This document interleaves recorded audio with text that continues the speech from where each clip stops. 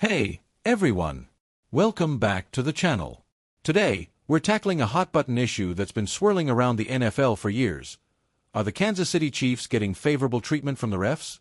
Whether it's conspiracy theories about rigged games or data showing the Chiefs benefiting from penalties, this conversation refuses to go away. Let's dive into it, break down the numbers, and see what's really going on. So, this all started when Nick Wright, a massive Chiefs supporter, went on the herd and absolutely blasted NFL fans for accusing the league of rigging games for Kansas City. He called it ridiculous and pointed out how absurd it would be for 32 team owners to collectively conspire to help the Chiefs win. His argument was simple: bad officiating happens, but it's not some grand conspiracy to boost one team. And honestly, I get where he's coming from. Thinking all the NFL owners are secretly meeting in smoke-filled rooms to plan Mahomes' next Super Bowl win does sound far-fetched. But does that mean we can completely dismiss the idea that the Chiefs are benefiting from officiating? Not so fast. Let's break this down. The most popular theory isn't necessarily that every owner is in on it. Some people think the league could simply be giving referees subtle instructions to officiate certain games in ways that favor specific teams or players. Why? Well, the NFL is a business, and certain players, like Patrick Mahomes, are massive moneymakers. Then there's the sports betting angle. With sports betting becoming a multi-billion-dollar industry, there's more money at stake than ever before. While I'm not saying this is definitely what's happening, it's hard to ignore how officiating can significantly impact games and bets. Now, here's where things get really interesting. Warren Sharp from Sharp Football Analysis recently dropped some data that'll make you raise an eyebrow.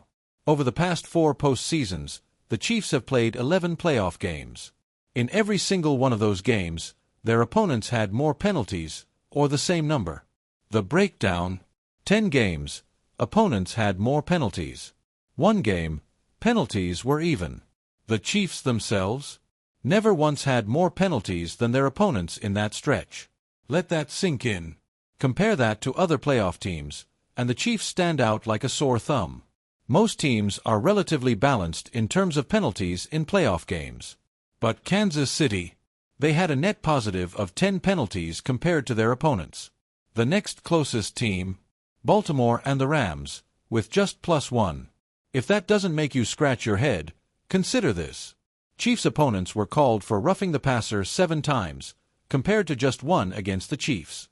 Opponents had 4 unnecessary roughness penalties, while KC had just 1. Defensive pass interference, DPI, or defensive holding. Opponents, 11, Chiefs, 2. These aren't just minor infractions. These are game-changing penalties that result in first downs or huge yardage. Now, to be fair, Warren Sharp did note that this level of favoritism wasn't as evident in regular season games. Since 2021, the Chiefs didn't see the same discrepancy in penalties during the regular season as they have in the playoffs. Still, the playoff numbers are hard to ignore. When games matter most, Kansas City seems to get the benefit of the doubt far more often than their opponents. Here's another factor to consider: the NFL's growing fan base. With Taylor Swift's relationship with Travis Kelce making headlines, the league is pulling in a whole new audience, many of whom are tuning in specifically for the Chiefs. The impact: massive. The Kelce Brothers podcast, New Heights, reportedly saw a huge uptick in female listeners after Taylor Swift entered the picture. That popularity even landed them a $100 million licensing deal. Could the league be subtly favoring the Chiefs to maintain this wave of new fans? Again, it's all speculation, but the timing is interesting. Now, back to Nick Wright's argument.